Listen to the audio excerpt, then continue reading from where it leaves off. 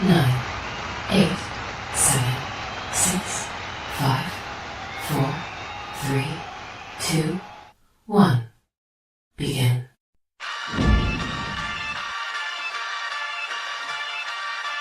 In the city of Philly, where the birds take flight, Eagle swag on the rise each and every night. Jaylen and Markus got the scoop ready to ignite. From the lanes of South Street to the Broad Street lights, dashing like a running back, hitting every play. 9 guys in the zone, never led astray. Talking touchdowns, talking game day. Huddle around the mic, hear what they gotta say. I like an eagle soaring in the sky. Jaylen and Markus always standing by, bringing their heat, call it do or die. Philly squad, hear the battle cry. Fly like an eagle soars in the sky. Jaylen and Markus always standing by, bringing their heat, call it do or die. Philly squad, hear the battle cry.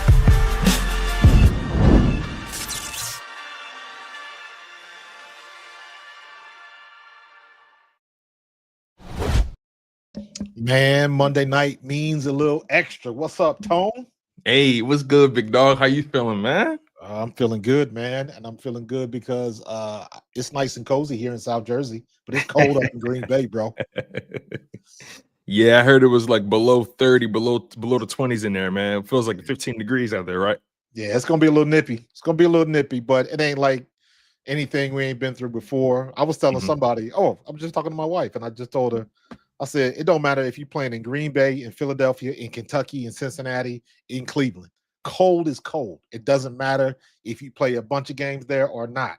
When your fingers get cold, you cold. When your ears get cold, you cold. When your toes get cold, you cold.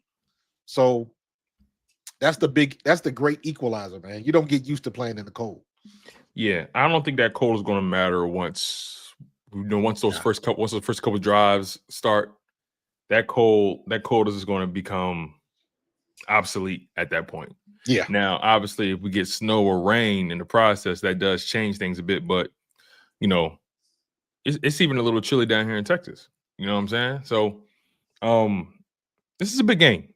This is a big game, and there's a lot riding on this game. We spoke a lot about this leading up to this day, that the Eagles have a chance to take a stranglehold on the conference. They already have a stranglehold on their division.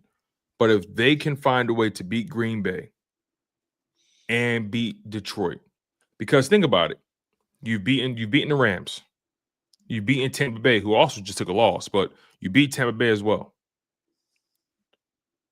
That leaves Green Bay and Detroit as the other 2 teams that people deem as the cream of the crop when it comes to the conference. As of right now, people look at 5 teams like they're the teams that can come out the conference. The Eagles, Detroit, the Rams, and the Buccaneers, and it's somebody in Green Bay. Did I say Green Bay? So yeah, Green Bay, Detroit, Tampa, Philly, LA. Those are the 5 teams, right? Because Tampa just lost to the Packers.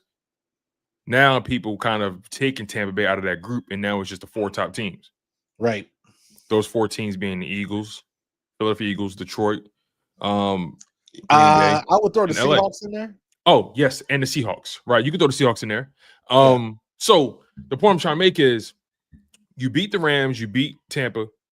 If you beat Green Bay, and if you beat Detroit, you can get a stranglehold on this conference.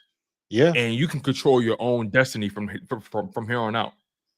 It doesn't matter. It doesn't matter who has the same record as you. You can control your destiny if you end up beating all 4 of those teams. Yeah, man, and I think that establishes us. Well, depending on how we play, we come out with the dub, and we play like we did against the Giants. Now, obviously, it's a much better team, but you understand what I'm saying. The offense, defense, special teams. If all 3 phases are clicking for us, for the Eagles, and we come out with the dub in this game away in Green Bay, there is no question who the best team in the league is right now. I agree. You beat Green Bay and Detroit back-to-back weeks. You can't tell me the Eagles aren't the best team in the conference. You can't tell me that they shouldn't be considered the best team in the league. everybody's worried about us. And that's why I was saying, we talked about this weeks ago. Like, everybody talks about the tough schedule. Like, we're not doing anything. And you can't look at it that way, because they don't want to play us either. And now that we're finally playing good ball, depending on what we do today, I would argue that the two best teams in the NFC and the AFC, you're looking at the Eagles and the Colts. So, but it comes down to how we play today. Not necessarily, I believe we are going to win this game, but we can't go back to bipolar like we was 4 weeks ago. Yeah. We gotta be with it. Our offense has got to look good. Our defense has to continue to play like they've been playing. We've got some gaps that we filled up. So let's see if we can see the difference. The run game is getting better. Jalen Carter's healthy. Nolan Smith healthy. Nakobe Dean healthy. We got a quarterback number 2. We got the secondary. Quinyon and Coop ain't going nowhere. And then we filled in the gaps. Let's hope Makuba can be on the good seat. Let's hope he can be Jekyll and not Hyde. So I think we are in a good point. More importantly, offense getting better. Now, question mark with Brett Toth, because Cam Jurgens isn't playing, correct? Cam Jurgens is not playing. Yeah, so he's still out. So if I do like the fact that we got an extra week of Brett Toth with Jeff Stoutland practice as the number 1 center. So I appreciate that time that he's got. Landon Dickerson should be 100%. And as far as everybody else on the line. So yes, I agree. Only person, no Cam Jurgens, okay. I think they can be okay without him. I think they'll be okay. Just sticking with the injury report, you're getting Nolan Smith back. Yep. Right. Jai Alexander is not playing today. Correct. Now, in his interview, he mentioned that he feels the best he's felt since his injury or since his surgery, whatever. Now, obviously, players are going to always err on that side of things. The Eagles are erring on the side of caution, and they're just they're not rushing him out there. They're not rushing him out there. Clearly, he's a new guy coming into the new system, new defense. You know, they had time to get him right, but they want to tread lightly, because the reality is, you bring in a guy like Jai Alexander. All these moves you made during the trade deadline, you made these moves to not only help you now, but help you in the playoffs. And you want to make sure you're able to put the best guys out there when it's time. So if Jai Alexander can end up being your best corner, but he can't be your best corner today, just wait. Just wait. You know what I mean? Now, granted, obviously the options are still the options. Keely Ringo, Adoree Jackson, Jacorian Bennett. I think we're going to see I think we're going to have a Michael Carter second sighting today. I think those first few drives is going to tell us. It's going to tell us a lot about how they view certain guys. If if those first few defensive drives and we see DeJean on the outside consistently in nickel, and you see Michael Carter the second in the slot, that means that they feel comfortable enough. Not only do they feel comfortable enough to put Michael Carter in the slot, but they also look at Ringo and Adoree Jackson as, we're not going back to that. Come hell or high water, we're not going back to that. What's your thoughts on that? That's a good problem to have if they don't want to go back to it. The question is, do they have to? If they don't, we're golden. We got to get in there and fill in the gaps and play like we know how to play. And next man up. That's what the next man up means. So everybody is filling in, doing what they're supposed to do, and it should be good to go. Sounds good on paper, but until they step on the field, that's when we figure it out. But again, coming off the bye week means a little bit more, because now you got a little bit of extra time to study. So I don't know if everybody was just out. I don't know if some of the new guys were coming back to the complex to get some extra film study in and things of that nature, especially the guys that need it. I don't know how that works. That's why I don't like having long bye weeks. That's why I don't like that extra day. When you're trying to get to the playoffs, man, I need everybody super sharp, super sharp. So, but that's a, I wouldn't do that. I understand why people do. So, but that goes into my thinking that we don't have the type of team where we are just running over everybody. Not But quite. we are just dominating. We're not there yet. We've had the last 2 games have been good. I mean, The last 2 games have been really good. The last 3 games have been. Also, another thing too, like when you really examine that Eagles schedule from last year, they wasn't blowing out everybody either. No, they weren't blowing everybody out. I think the notion that you have to blow everybody out, especially if you want to be considered a Super Bowl contender, I mean, it helps in how people. It helps in building the mystique and the aura, but perfect example, Detroit Lions. I think anybody is willing to argue over the past 2 seasons, over the past 3 seasons, Detroit has blown out more people than the Eagles have. Right? I think we all can agree with that without even checking the data. I think we can all say that over the past 2 to 3 seasons, Detroit has had more shine to their they've had more shine to their helmet than the Eagles have. Right? They've gotten fair. more. They've been spoken more. They've been spoken more positively about offensively and how dominant they are and all that kind of stuff, and how indefensible they can be. Right? That's fair. The Eagles are a team that didn't blow that many people out last year. Made it to Super Bowl 1. They blew out the right teams at the right time. Right. They blew out the Commanders when it was time. They blew out the grinding. Yeah. They blew out the Chiefs when it was time. So I don't buy into the fact that if you didn't blow anybody out, then I can't look at you as a contender. I think that's a little bit of an overrated sentiment because we've seen teams like the Eagles last year who didn't really blow that many people out. Yeah, and they still did what they did. And right? They only blew out the teams. They blew out the right teams at the right time. right. And again, that's the NFC Championship game against the Commanders, and that's the Super Bowl against the Chiefs. One may argue they blew out the Green Bay Packers because they beat them by double digits, but that game was a little bit of a grinder as well. So, hey, real quick, Tone, real quick. Yeah. You hearing from any of your people on your end saying the stream isn't working? Nah. Okay. Nah. Must be my because my wife. Now I sent her the link and she said the link didn't work. But I think I just figured it out. I don't know what happened. Remember, I'm wondering if when I you got rid of that. You got rid of that vertical stream. So that's probably the link that people were trying to get into. Probably you're right. So I think we're good to go. All right. Yeah. Nonetheless, though, again, I think what you have to do if you're the Eagles tonight, you have to assert dominance in the trenches. I was talking to my homie Kyrie. Shout out to my man K-Dub. I was talking to him before the stream, and he said, "Yo, Tone, what do you think this game is going to be hinged on?" I said, frankly, I think this game is going to come down to both teams' left tackle and right tackle. I think this game is going to come down to how well can Lane Johnson and Jordan Mailata keep Rashawn Gary and Micah Parsons at bay. Can they neutralize them? Can the Eagles run the ball and dominate them? That I think the outcome of this game is largely going to be dependent on that, because that brings me to the Jaylen Phillips angle, right? If I'm Jaylen Phillips and I'm looking at Green Bay's offensive line, who's been dealing with their own fair share of injuries, but as of right now on that Green Bay offensive line, they have Rasheed Walker at left tackle, Aaron Banks at left guard, Elgin Jenkins at center, Jordan Morgan at right guard, and Zach Tom at right tackle. So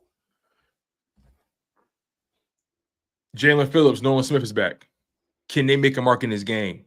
How are they going to deploy those guys? What's the different combinations we're going to see? Jalen Carter, he's healthier. Jordan Davis and Moro Jomo, they've been on a heater right now. Josh Uche's been playing well for you. Jalen Hunt is starting to come along. Right? This is a big opportunity for this team. Yeah. And Jordan Love is not a guy that's going to take off for too many yards. Correct. He's not. Now, if you give him an opportunity, he'll take it if it's there, but he has the potential. He has the potential. Yeah, he has that straight line speed. He's not really shifty. So right. He's not like Jaden Daniels is. Exactly. So, but he can get out and get around the corner, and he can beat you with his legs if it comes to that. If the Eagles dominate them today, Defensively, if the Eagles defense dominates them today, that's gonna send shockwaves through the league. Yeah. Because this Eagles defense hasn't been getting the same. They haven't had the same notoriety at this point in the season as they did last year. Correct. So the Green Bay team, you're on the road in Lambeau, prime time. Green Bay is a team that people think is going to be there in the end, even though they lost to the Panthers, even though they lost to the Browns. Eagles win this game tonight, and they dominate it or control it. Narratives are going to start to spin. They have to. They have to. Because what this is going to do, this is going to erase that first Giants loss. Ooh, because, break that down. Because we're dealing with a team that lost to the Panthers and the Browns. You know how bad the Browns are right now? The Browns just lost to the Jets. The Jets coming off a fire sale. Yeah, it's a good and point. Getting rid of everybody. And they lost. And what makes it even worse, I don't know how many people watched that game, but if you watched it, all 15 of you, the Jets had 64 yards of passing. That's it. Whoa. He was, and I might be wrong with that, but I know he was like 6 of 11 for the game.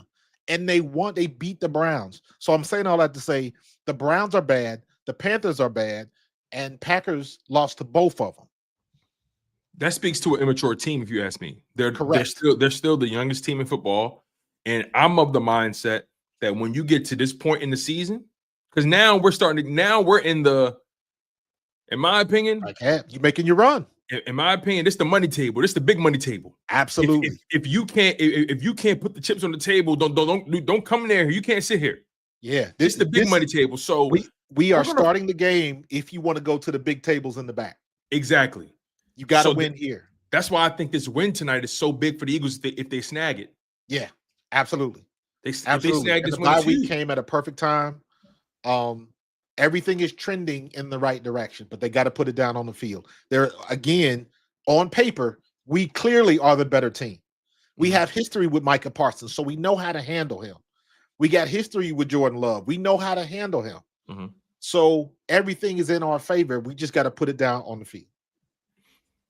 Yeah, this is the time where teams either pull away or they fold.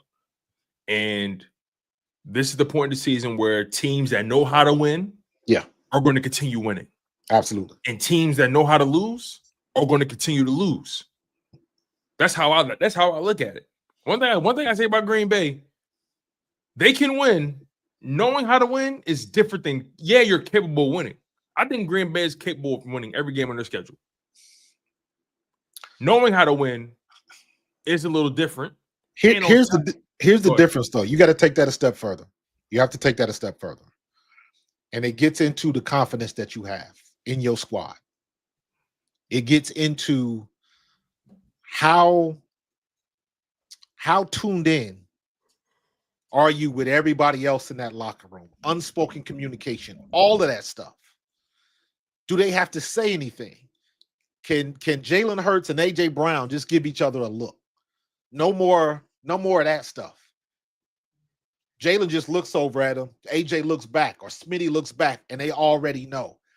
That's how in tune they have to be. Unspoken communication. Same thing on the offensive line is a little bit different, but same thing on the defensive line. Everybody covers everybody else, and it's almost instinctual. So I don't think we are there yet, but I think we are on our way. And that's one of those situations where you get there right around week 16, 17 into the playoffs. Here's why I say they are there. I think they're there because they've been there before. This is a team that has a ton of experience on the roster, a ton of playoff experience. This team was just in the Super Bowl. Didn't get a bye, by the way. They made it. They beat Green Bay in the wild card, beat the Rams in the divisional. Yeah, beat the Commanders in the conference, beat the Chiefs in the Super Bowl, and all of those games took on an identity and a complexion and a tone of their own. And for that defense to be as young as they were last year at key positions, I say, key positions, interior D-line, young, Secondary, young. You know what I mean? They were young at key spots. And they still managed to do what they did. Mm-hmm. This team has been to the Super Bowl in previous seasons under the same regime. In 2022, the 2022-2023 season, they've been through what they've been through in the 2023-2024 season with the collapse. I see a team that has experienced every facet, everything this league can give you, good or bad. You start your season 10-1, 11-1, and you end the season 11-6. You made it to the Super Bowl the year prior. You won the Super Bowl the year after that. Everything you've experienced with the coaching and the quarterback and in the way the roster hasn't turned over, but so much. They probably experienced the most turnover defensively. But I look at this Eagles team and I feel like they're hardened. They're resilient. That's a good word. They're prepared for this stretch of the season. They know. That's why AJ Brown talks the way he talks. Because he says, we can't be playing with our food because when it's time to run up against a real team at a real time, what we going to do then? So you got to be there. You can't be trying to get there. Mad. You got to be there. Exactly. That's why I don't get mad at AJ Brown's sentiment. Maybe people don't like his method, but his sentiment is right on. It's spot on. Every team is not built for the stretch. Let's call it what it is. You have Green Bay, Detroit, Dallas, Chicago. Then you got the Los Angeles Chargers. Then you still got the Bills remaining on your resume or remaining on your schedule. And they look mighty human, but it's a different conversation. But the bottom line is what the Eagles experienced the first half of the season and what they're about to embark on now, they've been here and done it. That's why I want to push back on what you said. I think they're there. It's just a matter of execution. I think they're there. I really do. I think they need a little bit more fine tuning, but I just think they are headed in the right direction. I think they still have those moments when they go in the film room, where they shaking their head like, oh, I know better than that. Like those have to be minimized. So those individual scores. If you usually after a game when you watch film, everybody, it's like a test. Every play you're in, you get a grade. You either get a plus, a minus, a double plus, double minus, something like that. And then they give you a grade. A, B, C, or D. So you want all of those grades to be B pluses and up. Because usually you could have an A grade, but you made a dumb penalty that cost us 10 yards and cost us the first down. So you get docked double, things like that. But for the most part, you had a good game. So it's kind of like a grading curve, but you want most people in the upper echelon. And when most of the guys on your team are putting in production like that, that's what I'm talking about when you're talking about getting fine-tuned. Everybody knows where they're supposed to be. Everybody, you got it. It's coming. And you're not worried about. Remember when we talked about in camp the difference between thinking when you're on the field and just knowing what you're supposed to do? Yeah. That's where we got to get to. And that when you're at that situation, can't nobody run nothing on you. You've seen it. Soon as you see it, you recognize it. Soon as you see it, you know what's coming. If you've ever seen some of those video clips with Ray Lewis and Luke Kuechly talking about how much they watched film and how much they would recognize when they was lined up here. They were so in tune with their film study. That's where you have to get, but it's got to be more than just a guy. It's got to be a lot of them. And if and when you get to that point, I believe we were there in 22. We just couldn't seal the deal. And I definitely believe we were obviously there last year. But to stay at that level, it's difficult, very difficult. But because it requires something. It requires something that you don't just. You have to earn. What it requires is something you have to earn, and you have to know how to tap into it. Absolutely. But watch this.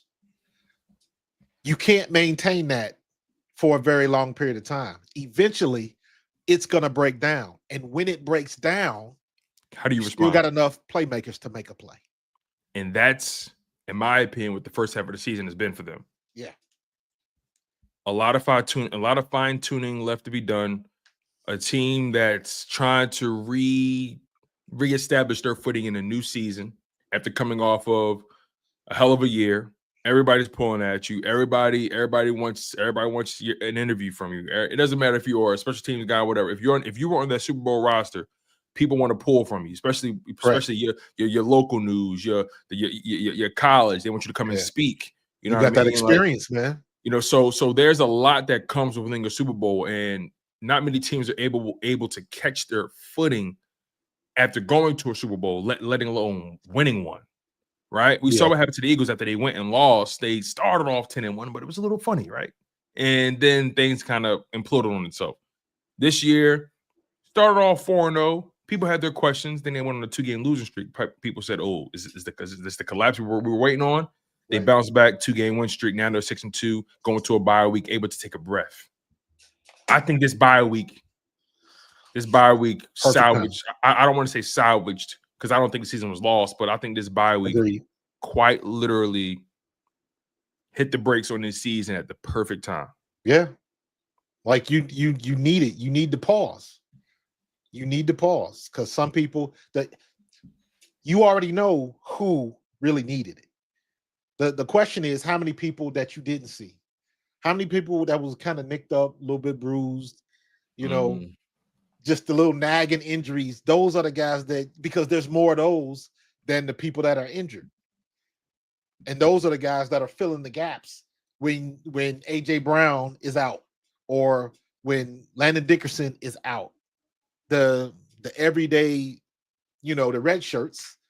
Shout out to my people in Star Trek that understand that reference. The red shirts are the ones that got to fill in the gaps, and they got to be ready to play. So the worst thing you can have is your backup, and he's limping, he's nicked up. Wow. We done talked so bad about Keely Ringo, but what happens if Keely Ringo has to play? Then he has to play. We spoke about this. Even like Keely Ringo could be a guy making a play for you in special teams that make or breaks the game for you. Changes the course of the game, changes momentum. Absolutely. Absolutely. So next man up isn't necessarily just the second stringer. You don't have to make the play to make the play. So who's going to be the hustle guy? Who's going to be the guy that holds on to his block an extra half a second, that lets Saquon bounce outside and take one to the house? Or, you know, somebody that gets a little bit of pressure on Jordan Love that makes him throw the ball a half tick too early and lets us get a tip that turns into a pick. You know, just different things like that, man. Just somebody going that extra second, that extra mile, that extra little bit of hustle that makes all the difference in the world, that doesn't necessarily get picked up on the broadcast.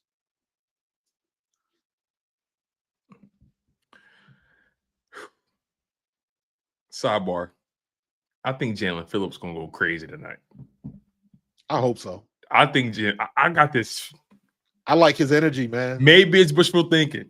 He seems to me like a guy that you can fit into anywhere. He seems like a kind of guy that's been waiting to get to play meaningful football. Yeah. Waiting. Yeah. Like, that's why when I look at Myles Garrett, I'm like, dog. Myles Garrett is gonna look at Jaylen Phillips and be mad. You had a chance to play meaningful football. Yeah. And still get Myles paid. Garrett gonna have a whole lot of woulda, shoulda, coulda conversations in that big ass house he living in Berea. Like, just think about, like, I know guys want to get paid, but and Jaylen Phillips is in a contract year, so this next stretch for him is going to be really important. And he can make some money in Philly long term. Yeah. I just feel like a guy like that. My man came into the building and said, "Yo, this is the best day of my life. The greatest day of my life, yo." A grown ass man said that. Jalen was like, when they asked Jalen about it, Jalen hurts. Jalen was like, "Oh wow, like, you know, I ain't know I meant that much to him, but you know, it's, you know, I get it though." But you know what I mean? Yeah. Jalen was even taken aback by like, oh, okay, all right. Because you never know. You never know somebody going through, man. You never know what somebody's going through. But like I've been on a team where we won 2 games. I've been on a squad where, my first year in the World League, we were 2-8. And then we win the championship in 96. So we went from worst to first. Mm. And when you get your head kicked in, you appreciate them victories a hell of a lot more. And that dude was down in Miami getting their teeth kicked in constantly. Yeah, and it's like, I know, I can only imagine. You can just feel the difference in competency when you walk into those buildings. Absolutely. I bet that's probably what he's really feeling. Obviously, winning is a part of it, and he went from being 2-6 to 6-2, however you want to, just it's like, I'm sure he looks at it from the perspective of, like, there's people actually doing their job here. There's people like this is a top-notch organization. And I'm sure he got a sense of it in the feel, just being around guys like that, being around winners. Yeah. Just the energy, the way guys carry themselves. Who was that we signed? And somebody said to him, like, no, we don't do that around. We win around here. Was it last year that we signed somebody? And one of the vets, he was doing something in the locker room. And they were like, nah, we win around here, bro. We don't do that. I'm trying to remember who that was that said that. No. Who was the player and who said it to him? Because I remember hearing that story. Like, we different around here, bro. Like, the vibe is different. Like, don't bring that nonsense up here. I don't know. I remember that it wasn't Saquon. No. It wasn't Saquon. It was somebody else. I want to say, was that somebody on defense? I think that's it. AJ told Kevin Byard. That's what it was. Yeah. That's it. AJ told Kevin Byard, you're a winner now. Something like that. I think that was it. Nonetheless, though, I mean, it did happen during the 2023 season, but regardless, though, it's one of those things where Nolan Smith is back, healthy. I know I said it before, but Nolan Smith is an energy guy. And BG first game back. You throw Nolan's first game back in a while. Then Jalen. It's going to be so much enthusiasm on that defensive line. Man, all I want to see is Jaylen Carter and Jaylen Phillips on the field at the same time. Bro, it's going to be so much enthusiasm. It's going to be still dog. Marcus, walk me through the juices that be flowing. Like, it's try to put yourself in their circumstance on that D line. You got Jaylen Carter, obviously you're playing with. Moro Jomo and Jordan Davis is playing well. That you traded for Jaylen Phillips, added him to the fold. Nolan Smith is coming off IR, ready to go. You know he plays with attitude. Yeah. You brought back BG, fan favorite. Everybody loves him. Nolan loves him. Everybody loves him. All that energy, Jaylen Phillips' energy, just being excited for being in a new situation. Nolan coming back. As a former player, try to paint a picture for me with the energy and the enthusiasm that's probably percolating in that group. Everybody's looking at each other. Who gonna make the first play? I don't know if they got money on it. I don't know if they just gonna talk trash in film sessions, but they looking at who gonna make the first play. Right. Jaylen Carter, Jordan Davis, Jalen Phillips, Jalen Hunt. Who get the first sack? Is BG gonna sneak in there? When you get that much talent and everybody knows everybody is good. Because they done had the conversation like, hey, man, we a little bit light in the sack category. We're going to have to do something about that. They having them conversations, especially when Brandon Graham back in the film room, he talking mad trash. And he getting them dudes hyped up. So the energy is at another level. And it's all going to be about who makes the first play. And they're going to be going nuts. Because now you got a stranger who is now in your midst that's been looking for an opportunity like this for a long time. And now that he's got it, and just on his personality alone, he strikes me as the type of dude that whether you got a team full of thugs or you got a team full of like like team type guys, he could fit on any team because he just strikes me as the dude that everybody recognizes right away. You don't get 100% from that dude. Don't even question it. He's bringing the right energy. Whatever you ask him to do, he's gonna do it. Right. And he fits right in. And he's gonna get his opportunity to shine. And then people gonna look like, man, you was languishing down there in Miami all of that time. Now you got a real spot. Just like Linval Joseph, just like Ndamukong Suh, just like the guys that we had, heck, just like CJ Gardner-Johnson when we got him, and Slay when we got him. And they got added to the fold and they fit right in. And once they got their feet wet, and the steal from Nick Sirianni, once them seeds started sprouting, and they got their foundation down, school was out. So the energy is just like, yo, who gonna make the first play? I see your new guy. But watch this. I can't wait, man. I want to see him and Jalen Carter wreck shop. I can't wait to see the stunts that we going. Oh my God. A Jaylen Phillips, Jalen Carter stunt. I need that. Yeah. I need that injected into my veins. We might see 3 picks tonight. Because Jordan Love he get happy feet. I think we're gonna get pressure tonight. I think so too. I think we're gonna get more pressure than anybody thought. Yeah. And then where's your focus going? Are you focusing on the left side of the line? Because that's where Jaylen Phillips is coming from. Are you going to ignore Jalen Hunt? Are they going to flip-flop? Nolan Smith, Jaylen Phillips. Brandon Graham going to sneak in there. Can Brandon Graham play on the left side too? I know he can. I think usually the right side is his claim to fame. You can't double team Jalen Carter and Jaylen Phillips. You can't. Again, we right back to where we were, Tone. You can't. Pick your poison. We right back where we were. You can't. Who's the game plan on our defensive line? Who do you focus on? Jalen Carter, Jordan Davis, Jaylen Phillips, Jihaad, Nolan, Nakobe, Zach Bond. Thank you. That front seven just like Jaylen Phillips was he was the missing piece to that group because that group, in my opinion, I feel like Jaylen Phillips turned, if we're talking defensive line, right? Or front seven, however you want to look at it. I feel like Jaylen Phillips has potential to turn a B- group to a A-, A+ group. Like, because again, they weren't getting much production from the edge from a sack perspective. So most of the pressure was coming from the interior, and they was getting pressure with Zach Ball and Jihaad Campbell when they would send them down, but wasn't really getting the most production from the edge.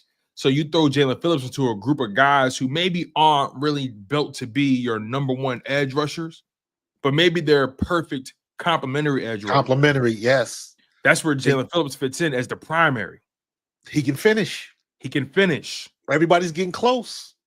He can finish. Everybody's getting close. I remember watching Robert Quinn when we got him. He kept getting close, but he could never quite get there. Mm-hmm. And now we got that piece that's going to finally get home. Yeah, or help people get home. Yeah. Because they were double teaming Jalen Carter, and everybody else just had to win their matchup, right? Okay, you keep doing that. Now you got a guy like Jaylen Phillips. So what are you going to do, right? Yeah. On top of that, I think another challenge is that the Packers are a team that really relied on tight end blocking, especially for Tucker Kraft in the run game and sometimes even in the passing game, depending on the situation. If they go max protection and whatnot, I think this is a situation where this Eagles defensive line can definitely take advantage of some of the deficiencies not having Tucker Kraft creates. Yeah.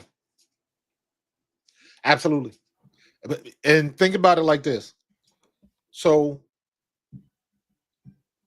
if you're gonna focus on Jalen Carter or Jaylen Phillips, right? Mm-hmm. Are they gonna have to leave in their running back? We're not even talking about when we send Zach Bond as an extra guy. Right. So the chess game is if I can put together a blitz or a stunt where I got to make you sacrifice your running back, mm-hmm. That's one guy less we got to worry about in the flats, in the pass. And that's what I was pattern. getting to. That's what I was trying to get to. The fact Right. that the pressure is going to force them to max protect Correct. or leaving an extra blocker, essentially. Correct. It So could be a that means running the back, it could be a defense tight gets end. the overload. The There you go. defense gets the overload, and that's the chess match that you want to go back and forth with. And lately, Vic Fangio has basically said, "Screw it, we blitzing," and he's been sending it. So Yeah. And now everybody's healthy. Everybody, we got the band back together. Mhm. So now we got to make sure that all of those pieces fit together the way they're supposed to on that defensive line. That's what that's my focus is on defense is squarely going to be on Jalen Carter and Jaylen Phillips. Yeah, I'm going to If watch. they on the field at the same time, I'm watching Jalen Carter. Are they double teaming him? And if they aren't, is he winning? Yeah, If they are double teaming him, what is Jordan Davis doing? I'm going to be curious to see if you see a situation where you see Phillips lined up on the left side and you see Jihaad Campbell right next to him. Oh my God. Like, I'm just curious to see. Like, I'm curious to see what Fangio is cooking up right now. Like, what he got on the menu tonight? That would be ridiculous. I'm just curious. That would be ridiculous because I can see Jihaad doing some type of inside stunt, and if they brought the linebacker on the outside, you got to make a choice. That's the key as a blocker. You got 2-on-3. So usually you got the end man on the line of scrimmage. Then you got your tight end. So is the tight end in pass pattern? Mm. Is the tackle going to be able to help? Or is it not what you think?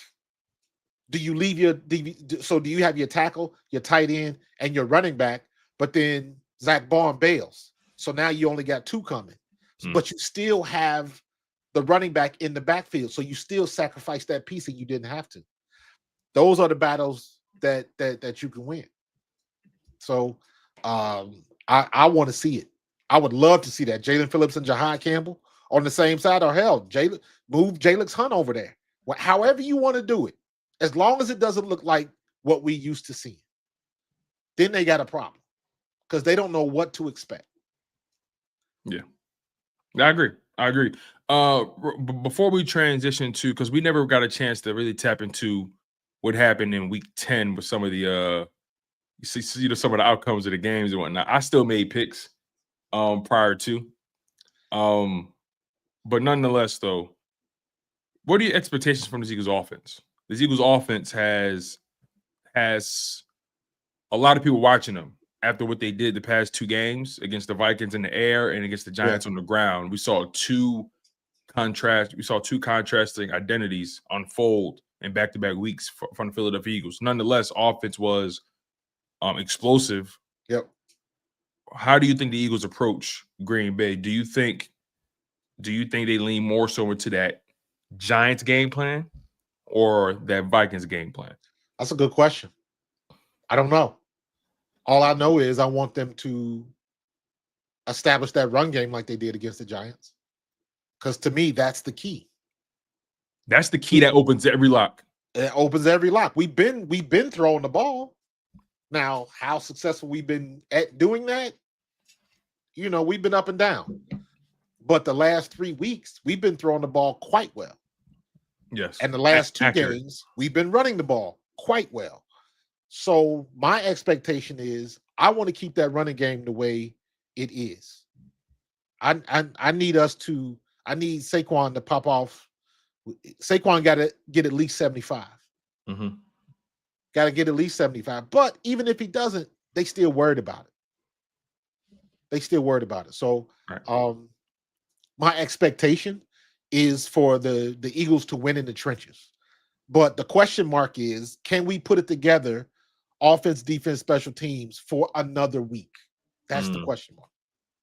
So if we do it against the Pack, that to me, that wipes out. Can the Eagles be consistent? Because that's the consistency we're looking for right there. Right. Yeah, I agree.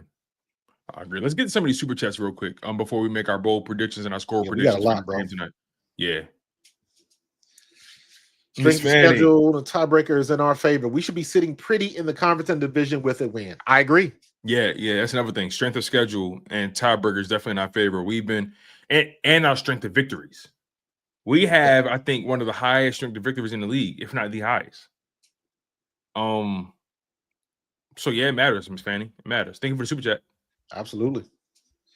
Who starts, Keely or Bennett? I don't know.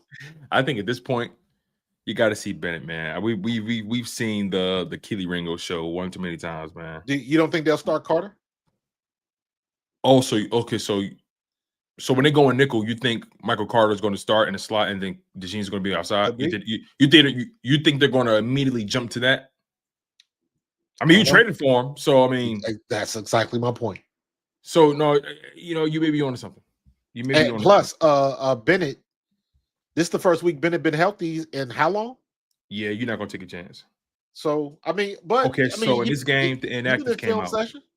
So the inactives came out. So Sam Howell is inactive. He's your third quarterback emergency. Obviously, Jair Alexander's not active. Matt McWilliams is not active. AJ Dillon not active. Cam Jurgens and Ty Robinson not active. Listen, I know a lot of people are really excited about Ty Robinson. Trust me, he's one of those stocks that you buy early on. Trust me. Facts. Ty Robinson is going to get his opportunities.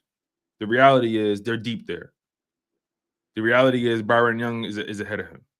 And let's be honest about this part. Jalen Carter, Jordan Davis, Moro Jomo. There we go. All right, Byron Young. All right, you're not going to activate 5D tackles. You're not. So those the guys right there. We gotta oof. The what am I trying to say? The routine. Everybody gonna get some play. Mm-hmm. Everybody's gonna have fresh legs. And we can run them in and out of there and just keep putting that pressure on that quarterback. So happy Veterans Day to all vets in the chat for sure. I was not military, but my father was a Marine. So absolutely. All right. So the inactive just came out for the Packers as well. All right. So for the Packers tonight, they're going to be without. Wow, this is a big loss for them. They're going to be without rookie wide receiver Matthew Golden. Yep. They're going to be without cornerback Nate Hobbs. They're going to be without offensive lineman Jacob Monk, offensive lineman Donovan Jennings, and defensive lineman Lucas Van Ness. Yeah. Dontavion Wicks is active. Savion Williams is active. They're both wide receivers. Zach Tom, right tackle, he's active. He was questionable with a back. Jaylen Phillips, ding, ding, ding, ding, ding. I'm seeing food. I'm seeing food. Zach Tom with a bad back. I'm seeing food. There you go. But you're not having Matthew Golden is a big loss for them. Granted, they got Christian Watson back. They got, they still got Romeo Doubs, Davion Wicks. They still got some speed. They still got speed. Don't get it twisted. Absolutely. But Matthew Golden is a loss for them. Big time. He's a big loss. He's been somebody that's been pretty productive for them, as a matter of fact. I'm looking at the production here. Let me look at the stats. Matthew Golden has been their third highest used receiver. Tucker Kraft was the number one with he had 489 yards on the season. Romeo Doubs 441 and Matthew Golden 262. Tucker Kraft and Romeo Doubs have been the red zone guys. They've been the scoring guys. Tucker Kraft has scored 6 he scored 6 of Jordan Love's 13 touchdowns. Romeo Doubs has scored 4 of those 13 touchdowns. So 10 of Jordan Love's touchdowns, 10 of his 13 touchdowns have come between two guys, Tucker Kraft and Romeo Doubs. Yeah, you got so now outside of Romeo Doubs, where do you get that? You got to replace that production. Where do you get that production from? Because it doesn't just clean itself up. You got to find out who can give you that. Yeah. Tucker Kraft had 44 targets on the season. Romeo Doubs had 52 targets on the season. The next closest guy is Matthew Golden with 29. This offense was a Romeo Doubs Tucker Kraft offense. Absolutely. And what did we talk about last week, Tone? What did we talk about last week? Is your backup? Is he a solid number 2 or is he just a guy? Lucas Musgrave only has 10 targets on the season through 8 games. He's a secondary tight end. You're gonna learn today. He's not as good of a blocker as Tuck Craft, and he's not as good of a receiver. I want to see Nolan Smith run straight through his chest. Facts. Because that's the other thing. That's how you can take somebody's heart. It's all good if I can get you in the pass pattern, but what if you got to stay in and block? Mm-hmm. Now you in trouble. So Anthony said the NFC is there for our taking. Seems like we are peaking at the right time. I agree. Offense has to stay balanced and get the off tackle run going. Don't even get me started on that. By the way, will be interesting. Coop or Ringo, love the show. Keep doing y'all thing. Go Birds. Thank you, and I appreciate you. By the way, I mentioned Elgin Jenkins is at center tonight.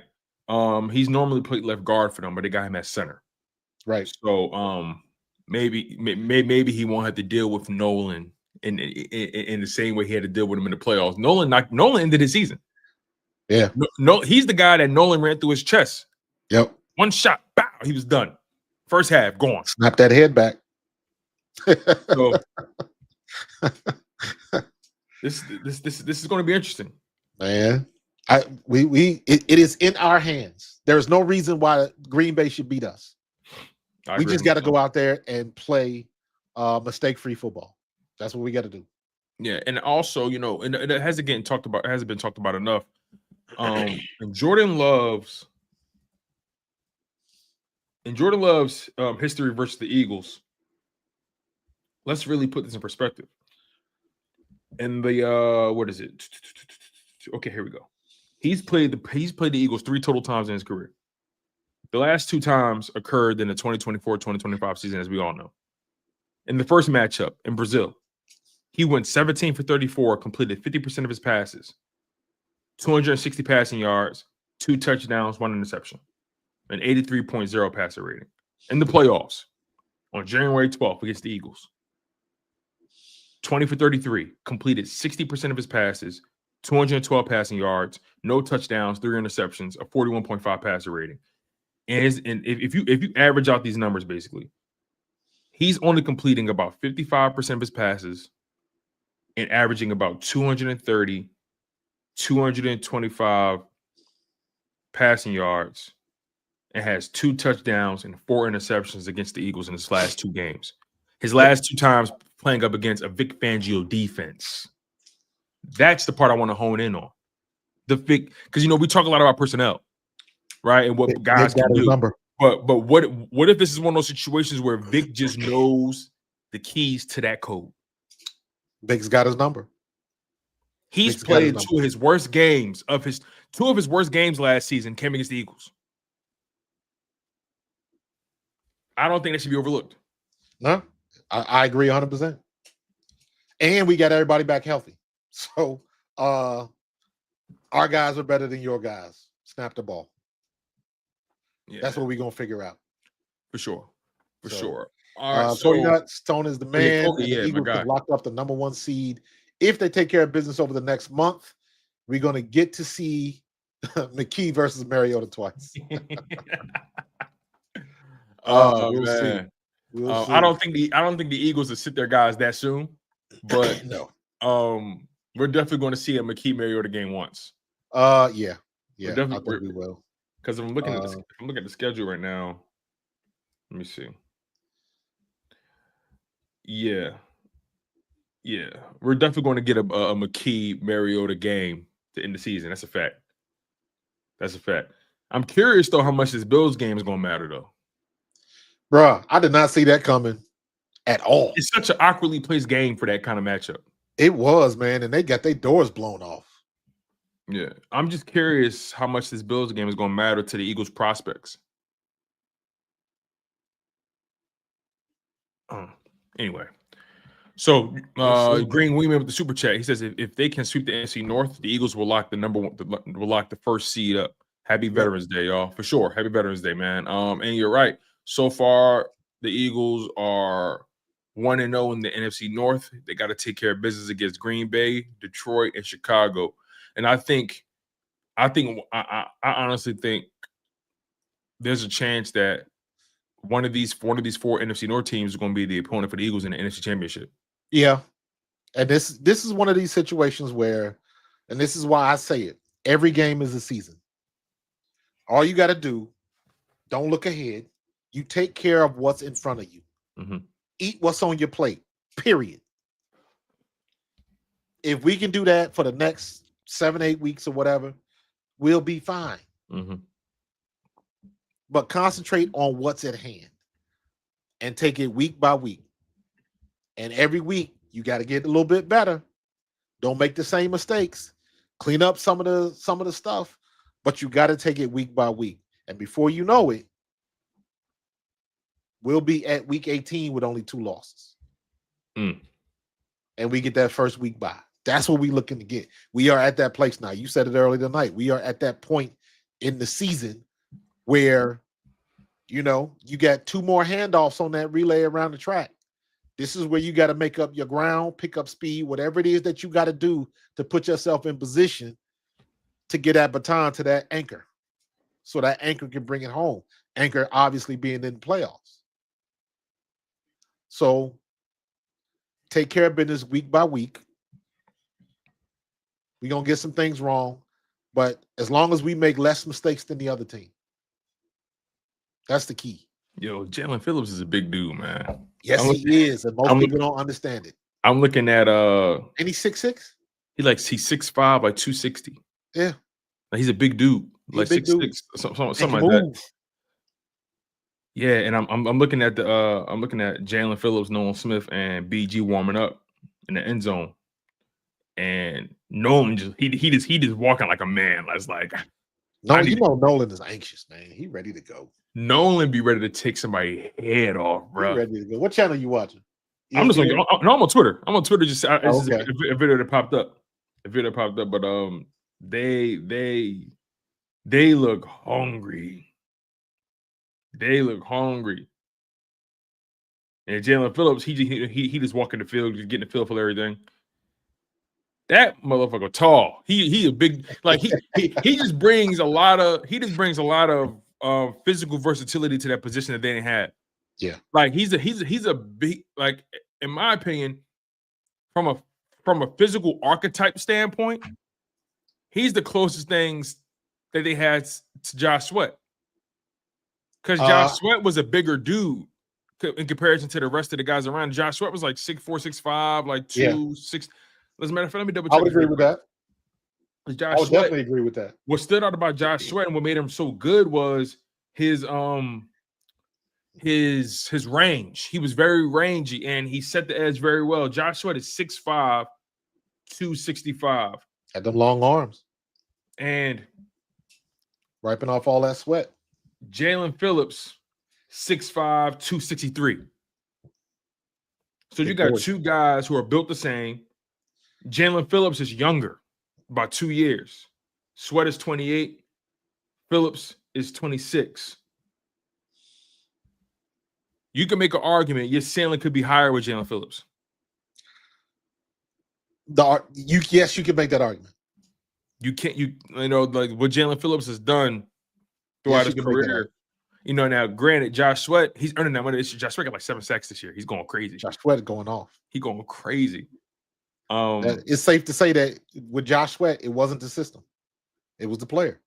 Oh, no, for sure. But the thing about Josh Sweat is he was a first-round talent when he was drafted. Yeah. It was just the knee that made him fall to the 4th round, I think. He was a first-round talent, 5-star recruit and everything. He had that scary knee. He had that scary knee injury in high school that a lot of teams backed off him. But yeah. So let's get to some bold predictions, man. Do we got any more super chats, by the way, before we continue? Just with Alex, he said Bennett is still in IR. They need to activate him by Wednesday. If not, he'll remain on IR for the rest of the season. Okay. I thought he was activated already. I thought he was too. Let me double check. So let me see. All right. We'll see what they do with him. I didn't see him. I'm seeing right here that he is available.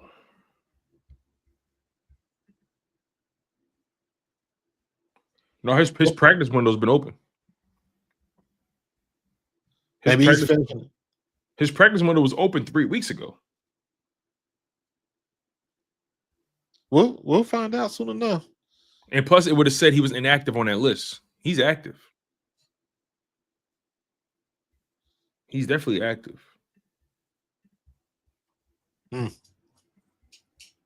Get him in there. Let's see what he can do. Let's see what he can do, man. This is interesting. Yeah, we got to find more. Okay, so he's not active. Okay, so as long as he's not on IR, so we'll see so him eventually. Okay, so technically he's not on IR, but he's not. I got y'all. All right. All right. Let's get to these bold predictions and score predictions so we can start to close this thing out. So give me some bold predictions you have for offense and defense for the Eagles. Offensively, I want to see Saquon with another 100-yard game. And I want to see AJ. I want to see AJ and Devontae each with a tutty, but it's not going to happen like that. I think Saquon's going to get 100, and it's going to either be AJ or Devontae and Dallas. That's interesting. So one or the other. It's going to either be AJ and Dallas or Devontae and Dallas. Yeah, I mean, if he throws multiple touchdowns, then I'm sure he could hit all three of those guys. It's possible. Yeah. And you know what? I could be wrong, and he could throw 3 to damn AJ. So yeah, and it all depends on the explosives, like who you know. Yeah. So your bold prediction is another 100-yard game for Saquon. And one of the receivers gets there's going to be a combination of one of the receivers and the tight end each getting touchdowns. So Jake Elliott always has to be sharp, Justin. That never goes away because you never know. He's been pretty sharp all year. He's been pretty sharp. I want Jake Elliott to be in that situation where we don't even talk about him no more. He comes in, does the extra points, and we never really need him. But the few times we do need him, he's clutch. Right. Let's put him in that category. Appreciate the super chat, Justin. For sure. All right. Your bold prediction is defensively. Defensively, I want 3 picks. 3 turnovers by the defense. Don't have to be picked. I want 3 turnovers. I want the defensive line in Jordan Love's mouth. 3 of them. 3. I want 3 turnovers. Not 1, not 2, not 2.5. I want 3.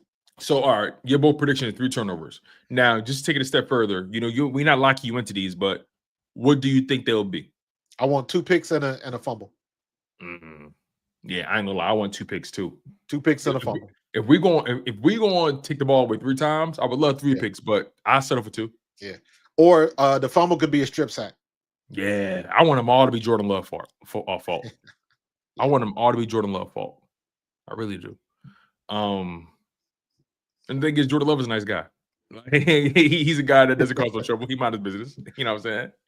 But I want them to all be his fault. Okay. My bold predictions. Let's see here. I'm gonna go offense first. My bold prediction for the offense. I think my bold prediction for the offense. I think Jalen Hurts goes for over 300 yards and throws. I love it. Love it. Jalen Hurts throws for over 300 yards and 3 total touchdowns. I like that. 2 passing, 1 rushing. We get any touch pushes? You know this Green Bay. We get any touch pushes? I think one of the touchdowns is going to be that. But I got Jalen Hurts. I got Jalen Hurts going for over 300 yards, 3 total touchdowns, 2 passing, 1 rushing. Can we get a tush push on 1st and 10 just to piss them off? Let me see. Do I got anything else bold for the offense? Hurts stamps that MVP. Slow down. I got another bold one for the offense. What's that? Jalen's going to throw for over 300 yards and get those touchdowns, like I said. But also, I think Saquon takes it to the crib for 50+ yards. I think Saquon has a 50+ yard touchdown run. Okay. So those are my 2 offensive bold predictions. To the house. I like that. Yeah. Like that. Saquon takes it. Saquon takes it 50+ yards for a touchdown, and Jalen Hurts throws for over 300 yards and has 3 total touchdowns on the day, 2 passing, 1 rushing. Defensively, I'm going to say Jaylen Phillips. I'm going to say Jaylen Phillips and Moro Jomo combined for 3 sacks. You know what? My man just put it in the chat about Ojomo, and I like that because ain't nobody talking about Moro Ojomo. And I like it just like that. I like Keep it. on I like it. forgetting him. Keep on forgetting him. He gonna sneak in there, and all of a sudden, he gonna send you a little reminder. I like that. So that's my bold prediction. Jaylen Phillips. Actually, I'll put it this way. Jaylen Phillips, Moro Jomo, and Nolan Smith are all going to have a sack apiece. I like that. That's my bold prediction. The defense is dominating. That's my bold prediction. Defensively, Moro Jomo, Jaylen Phillips, and Nolan Smith all get a sack. Yeah, I like that. So that's 3 sacks between those guys. I'll give you another bold one for the defense. Zach Bond takes a Jordan Love interception to the house. Ooh, okay. Zach Bond. I do not mind that at all. Yeah. All right. Not mind that at all. Now let's get to these score predictions. What's your score prediction, big dog? I am going to go. I'm gonna go 31-10.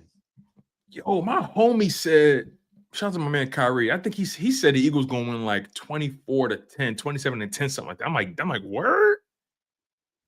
I'm going 31-10. That's a ass kicking. I think the defense is gonna have a day. Okay. The defense is gonna have a day. I think the defense is gonna have a day as well. You said 31-10. 31-10. Because I told my homie 27-20 on the phone. I may tweak it. And I don't think Jordan Love gonna have that much time. I got the Eagles beating the Packers. 27-17. 27-17. Okay. So I'm taking 3 points off of my original prediction, making it a 10-point victory. Eagles beat the Packers 27-17. Justin said defense gets 5 sacks, 4 takeaways. Ooh, I love it. That's a hell of a day right there, bro. I love it, man. I love it. All right, you guys, let's see here. Real quick, we're just gonna run through some of these scores. I know you got your live stream in 15 minutes, right, bro? Yeah. I'll be live streaming the game starting at 7:30 or whenever we get down here. So okay. Good. I just want to run through these scores from yesterday. Raiders. Well, we spoke about the Raiders losing to the Broncos. Broncos beat them 10-7. That was a terrible game. Colts beat the Falcons in overtime. Jonathan Taylor went off. 240 plus yards, 3 touchdowns. He may have a 2,000-yard season. He might eclipse Saquon. He might catch Dickerson. Yeah, we'll see. Bears beat the Giants 24-20. Appreciate you. I mean, the Giants are nowhere near close, and they just fired Brian Daboll today. Brian Daboll. The Giants were never really on my radar. They did beat us once, so that kind of made me look at it, and they beat the Chargers. So I was like, okay, maybe they are putting some things together, but they're still a bad team nonetheless. Jackson Dart was diagnosed with a concussion, couldn't finish the game. Bears won. All right. Dolphins spanked the Bills. Did not see that coming. Bruh. I did not see that coming. I got that all the way wrong. What in the world? I got that all the way wrong. Man, what kind of wizardry was that, bro? I don't know what Miami caught. They got some heart from the wizard or something. But they put it on Buffalo. Yeah, I don't really, and Miami, they sold some players away, so I don't. That's crazy, man. Yes. I'm be honest. If you're the Bills, I'll be worried. I can't look at the Bills and say they're the best team in that division anymore. Nope, you cannot. They had full control over that division for the past 6 or 7 years, and they have done nothing with it. Can't do nothing with it. Can't do nothing with it. Tom Brady had the AFC East under his thumb for over a decade and made sure he capitalized off of it for 20 damn years. Shit. All right. Where are we? Ravens at Vikings. I had the Ravens winning, and the Ravens did win. Isn't it? And isn't it amazing how much one quarterback means to a team? Oh, for sure. Lamar Jackson. Do you have a? You know what? Lamar Jackson, Tanner McKee better send him a thank you card because he just raised Tanner McKee's price. Because you know Tanner McKee ain't staying here next year. Nah, Tanner McKee's going to be paid. Don't be surprised if Tanner McKee ends up in Cleveland. Don't be surprised if he end up in Las Vegas. I can see that too. Or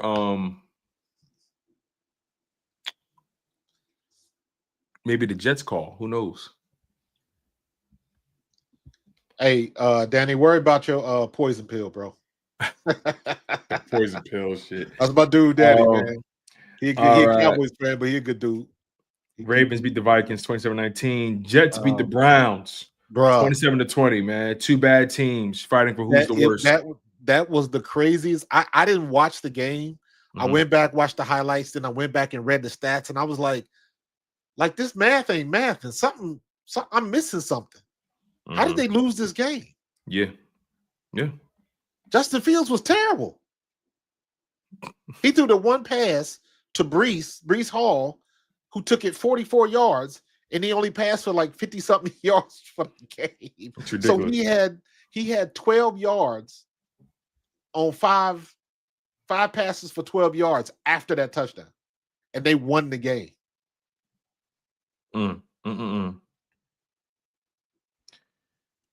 I had higher hopes. They still saying Kevin Stefanski ain't gonna get fired.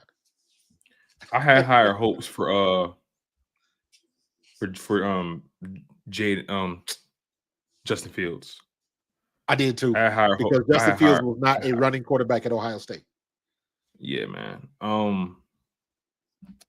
Nonetheless, I had the Jets winning that game anyway. Yeah. Patriots at Bucks. I had the Patriots winning that game, and that's exactly what they did. Patriots won. They took care of business. Let's see here. All right. Saints at Panthers. Saints won that game. See, again, the Panthers are going to be a team that's they're not a good enough team where you can trust them week to week. Bruh. The Panthers are a toss-up. Literally. The Panthers will probably be looking for another quarterback next year. For sure. Texans, Jags at Texans. I had the Jags winning that game, and they let me down. Man. The Texans ended up winning that game. Came back. Got to give credit where credit's due, man. 26 unanswered points in the fourth quarter is ridiculous. Came back. If the Eagles win, I'm looking at the Eagles and the Colts and the Seahawks as the three best teams in the league right now. Everything else is up in the air, and it's a lot of playoff spots still available. Yeah, the Seahawks, they smoked the Cardinals 44-22, like bad. Bad. I mean, it helps. It helps when DeMarcus Lawrence is taking it to the crib twice on 2 fumble recoveries. I mean, they jumped on him quick. How much do they not like Kyler Murray? For them to stick Jacoby Brissett back in there, and it's like, bro, when they won the game, he didn't play very well. Bro, they told Kyler Murray, yeah, we're just gonna put you on IR. Oh my God. He must be playing Call of Duty way too much. Doing something. I can already see it now. Kyler Murray is gonna be one of those quarterbacks that, like, you know, when they get older, when they retire, he's gonna get overweight like bad. Yeah. I can see it. He's got that. He already short and stout. You know who did that? Maurice Jones-Drew. He already didn't have a neck. Now he really don't. Yeah, he was a little bowling ball. Now he's a big bowling ball. Yeah. All right. Rams at Niners. They smoked them 42-26. The Niners are in the middle of a quarterback controversy. It is what it is, man. Matt Jones, he was all right. He was good until it wasn't. Because you got a big contingency of people just like he played well though. He went 33 for 39, 319 passing yards, 3 touchdowns. He wasn't awful. No, he wasn't. But the Rams jumped on him quick. But you got a big contingency of people who don't want it to be Brock Purdy. Because he doesn't check the boxes. They paid him already, so they got to figure that out. They did. And I you know what? I want to see Brock Purdy succeed for the same reason I want to see Jalen Hurts. Because nobody wants to see what Brock Purdy is. Because he doesn't check off the boxes. In my opinion, Brock Purdy is in the same situation that Jalen Hurts was in. Yeah, man. Lions at Commanders. Lions got their comeuppance. They smoked the Commanders badly. That wasn't even a game. It wasn't even a game. Granted, Jaden Daniels didn't play. And old boy got kicked out of the game. You see that? Deron Payne? Yeah. He smacked the bullshit out of Amon-Ra St. Brown. I was like, come on, dog. I mean, frustrated, man. I get it. They should be talking so much. Yeah, them boys had a day though, man. Lions had a day, man. And the Steelers lost to the Chargers 10-25, man. The Steelers are I'm conflicted, bro. The Steelers look old. I'm conflicted. I love Mike Tomlin. I do not like Aaron Rodgers. Half of me is like, you get what you get. You talk all of that smack, you want to be smug like that, and you getting your ass whooped on the field. But I like Mike Tomlin, so I hate to see him going through this. And this might be his last year in Pitt. Yeah, man. Ever since that loss to the Bengals, they haven't really been. They have because they beat the Patriots, they beat the Vikings. You know what I'm saying? They got some good wins. They beat the Colts. They got some signature wins, but you lost to the Seahawks. You lost to the Bengals. You lost to the Packers. You lost to the Chargers. They're just they're not a good football team. It is hard to maintain that level of play over a long period of time. That's why I look at the Eagles as like, yo, they're 6-2 through everything they've been through. People get a grip, okay? It's not easy. It's not easy to just maintain what the Eagles have maintained for as long as they have. Not at all. Jalen Hurts and those boys have won a lot of football games over the past 2 years. Like they won a lot of football games. So, we gotta put this thing in perspective, man. This thing is not as simple as it seems. No, it's not. Not as simple as it seems. All right, those are the games. I think that's the show, man. That's it. I think that's the show, man. We pretty much covered all our bases. We covered the Eagles and Packers. Got our predictions out the way. It just all remember your score prediction was 31-10. 31-10. Mine is 27-17. Your bold predictions were Jalen Hurts connects with either receiver and tight end for touchdowns. Yep. And Saquon goes over 75. He goes for what? So over 75. Over 75 rushing? Yep. It's pretty mild, but I guess when you think about it in the grand scheme of things, he only has one game of going off versus the rest. So yep. I'm trying to keep I guess it is bold to your point. My bold predictions, like I mentioned, were Jalen Hurts over 300 yards passing, 3 total touchdowns, 2 passing, 1 rushing, and Saquon Barkley going to the crib for 50+ yards for a touchdown. My bold predictions on defense were Jaylen Phillips, Morrow, Jomo, and Nolan Smith each in the game with a sack, and Zach Bond takes it to the crib on a pick 6. I really want to see Zach Bond get one. It's straight like that.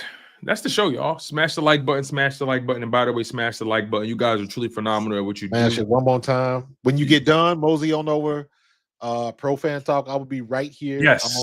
I will shut this stream down, and I got to start another one, and that will be the live watch during the game. No, I can't show the video because I don't want to get copyrighted, but I will have the score up. I usually have the Yahoo Sports game channel up or ESPN. I like Yahoo better because ESPN is slow. But we'll be talking play-by-play during the game. So if you want to be a armchair quarterback. If you got something to say, halftime we will be live. So if you want to come on the mic, say something, I will be making a link available, and we just gonna have some fun. Yeah, and as a reminder, y'all, Nolan Smith is back. Jaylen Phillips makes his debut. Michael Carter II makes his debut. No Cam Jurgens. That means Brett Toth is starting at center. On top of that, the Green Bay Packers, they're going to be without Matthew Golden at wide receiver, Nate Hobbs at corner, offensive lineman Jacob Monk and Donovan Jennings, and defensive lineman Lucas Van Ness. They will have wide receivers Dontavion Wicks and Savion Williams, and they're also going to have their starting right tackle in Zach Tom available for the game. So this is a big matchup, you guys. Big NFC game, prime time. The world will be watching. Yes, sir. And the Eagles season can and likely will be defined by what happens over the next few weeks. Smash that like button. Yes, sir. Smash the hype button. Subscribe to Pro Fan Talk. Make sure you guys go check out the live stream, the live watch party. Make sure you guys also hit the notification bell as well on Pro Fan Talk. Subscribe to Chalk It Up Sports as well. I appreciate the love and the support. Y'all know where no matter if we win or if we lose, we just got to charge it to the game. Make sure you guys hit the notification bell as well. And that's the show. He's Markus Thomas. I'm Tony DeShields II. And you guys have been locked in on the Bald Eagles podcast. We out of here, y'all. Go Birds. Let's get it. Where's my Lord have mercy, I done hit the wrong button. In